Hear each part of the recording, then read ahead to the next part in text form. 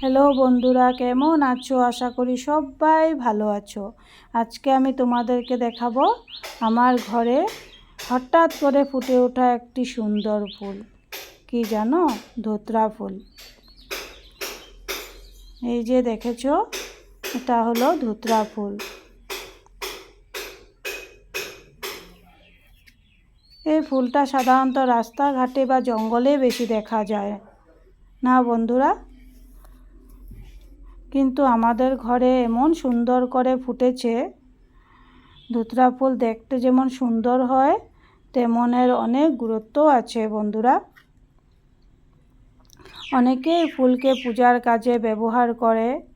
বিশেষ করে এই ফুলটা শিবের পূজায় ব্যবহার করা হয়। এই গাছটা না খুব সহজেই জন্মে যায় এবং বেশি যত্নেরও দরকার হয় না।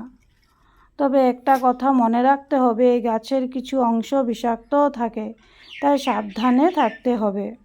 ধুতরা ফুল সাধারণত সাদা বা হালকা বেগুনি কালারের হয়, তবে আমার ঘরেরটা হচ্ছে একটা সাদা আর একটা গোলাপি কালারের। এর গন্ধ খুব মিষ্টি এবং মন ভালো করে দেয় বন্ধুরা। আমাদের বাড়ির এই গাছটা খুব দ্রুত বড় হয়ে গেছে এবং আজ এত সুন্দর ফুল দিয়েছে। তোমাদের কেমন লাগলো বন্ধুরা আমার ঘরের ধুতরা ফুলটা? কমেন্টে অবশ্যই জানাবে। ভিডিওটা যদি ভালো লাগে লাইক, শেয়ার, সাবস্ক্রাইব করতে ভুলবে না। ধন্যবাদ সবাইকে।